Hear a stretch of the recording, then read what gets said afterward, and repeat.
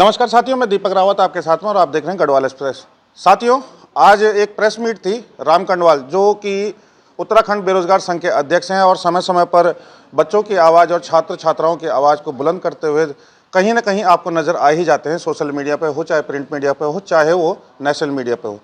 आज इनकी एक प्रेस मीट थी जिस पर कि कोटद्वार बेस हॉस्पिटल पर उन्होंने जो सवाल और जो खुलासे किए हैं उससे हम भी अचंभित है और कहीं ना कहीं आप भी जानकर अचंभित होंगे कि कोटद्वार बेस हॉस्पिटल को बने हुए बिल्डिंग तो ढांचा तो बहुत बढ़िया बना हुआ है, बहुत ऊंची बिल्डिंग इमारत बनी हुई है, परंतु जो वहाँ पर बेसिक चीज़ ज़रूरत है और बेसिक जो डॉक्टर होते हैं या मशीनें होती हैं जो मरीज के लिए, दूर दराज के मरीजों के लिए चाहिए होती हैं, वो उन चीज़ों की क्या हाल है वहाँ पर, धूल फारी हैं या क्या हो रहा है, या एक्सपायरी हैं या मेंटेनेंस नहीं है, या बहुत सारी अन्य चीज़ें आज उन्होंने बहुत खुलासे किए हैं। बात करेंगे राम कंडवाल जी से। सर, सबसे पहले स्वागत है, बहुत धन्यवाद आपका। आज आपने एक खुलासा किया और आपने ये भी कहा कि भाई विधायक पे मुकदमा भी होने चाहिए इस बिहाफ पर। क्या कुछ मामला है और क्या कुछ है? वैसे तो लाइव दिखा चुके हैं हम, पर तो फिर भी फौरी तौर पर आप जो कहना चाहें। देखिए, जो सबसे दुखद बात यहाँ पर ये है कि जो इस हॉस्पिटल में एक तरह से कोटद्वार बेस हॉस्पिटल में जो डिजिटल एक्सरे मशीन है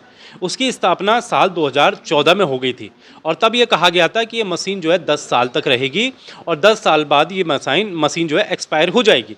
तो उसी हिसाब से अगर आप इस कागज़ में देखेंगे तो इस मशीन को 10 वर्ष माह दिसंबर 2024 में पूरे हो चुके थे, ठीक है। और फिर यहाँ पर ये लिखा गया था कि जनहित में एक नई मशीन की स्थापना की जानी बहुत ज़रूरी है। इसका मतलब ये हो गया कि कोटद्वार के लोग इस हॉस्पिटल में पिछले 2 साल से एक्सपायरी एक्सरे करा रहे हैं और ये हॉस्पिटल जो है एक्सपायरी एक्सरे करा रहे हैं क्योंकि मशीन खुद एक्सपायरी हो चुकी है।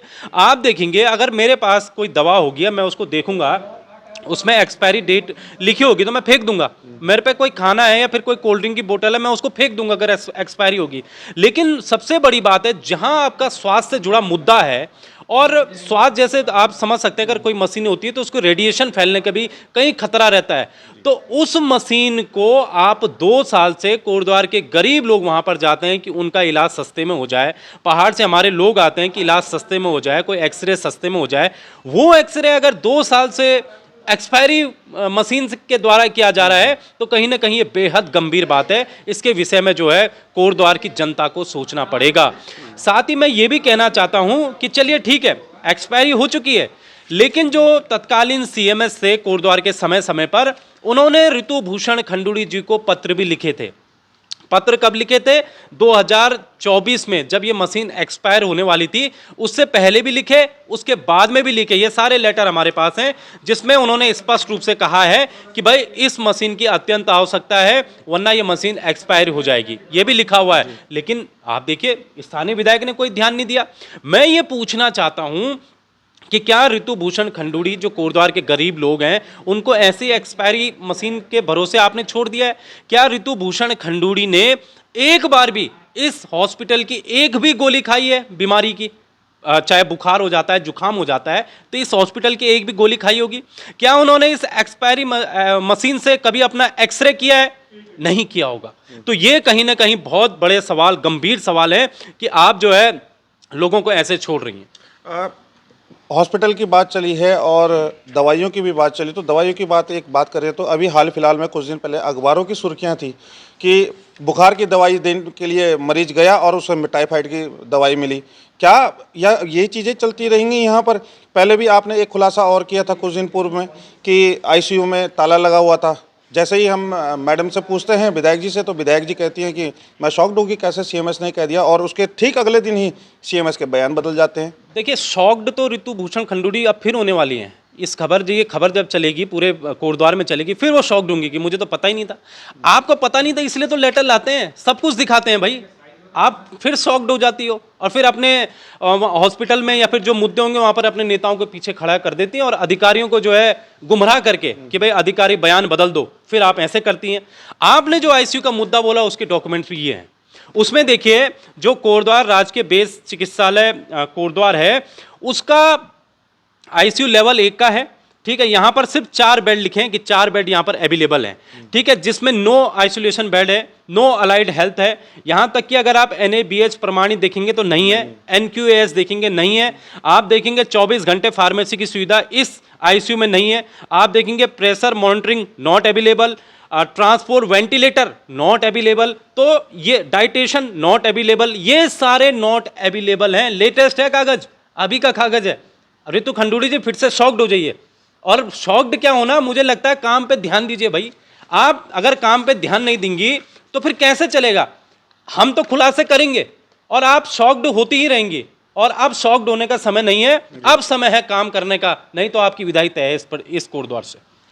एक बार आपने जब बेस हॉस्पिटल पर एक दिन धरना दिया था तो उस समय पर एक वीडियो हमने कैप्चर की थी, जो कि उस समय बहुत ही दयनीय स्थिति में एक माताजी थी जिनको उनकी 2 बेटी ले जा रही थी, वो भी हमने कवर किया था। वो भी कहीं ना कहीं धज्जियां उड़ाने वाला था सिस्टम की। परंतु देखिए कि उस दिन भी यही हाल थे, आज भी यही हाल है, क्या आगे भी ऐसे ही हाल रहेंगे? और दूसरा सवाल ये कि जो अंतिम 4-6 महीने रह चुके हैं, क्या इनमें आप घोषणाएं ही होंगी, शिलान्यास ही होंगे, बस यही चलेगा, या धरातल पर कुछ उतर पाएगा? देखिए, मुझे नहीं लगता। आपने जो वो वीडियो डाला था जो वेंटिलेटर नहीं था, तो इसका मतलब वो सच्चाई थी। और उसके बाद अगले दिन जब हम गए तो वहाँ वेंटिलेटर ही काफ़ी जो मशीनें होती हैं जिसमें ले जाया जाता है, वो वहाँ पर, वहाँ व्हील चेयर वो वहाँ पर अवेलेबल हो गई। उससे पहले लोगों को धमकाया जा रहा है, अरे वैसे जाओ, अरे ये जाओ, तो वो सारी चीज़ें हैं। यहाँ तक कि जो हमने ICU की बात बोली, मैं भी आज पूरा उसमें सच्चाई थी, वहाँ ताले थे तो थे, अगले दिन वो ताले खुले, वो भी सच्चाई है। ये मशीनें एक्सपायरी हैं, वो भी सच्चाई है। और जहाँ तक कि बात रही इनकी घोषणाओं की, आप देखोगे ये चुनाव से जस्ट पहले रितु खंडूड़ी की ये आदत रही है।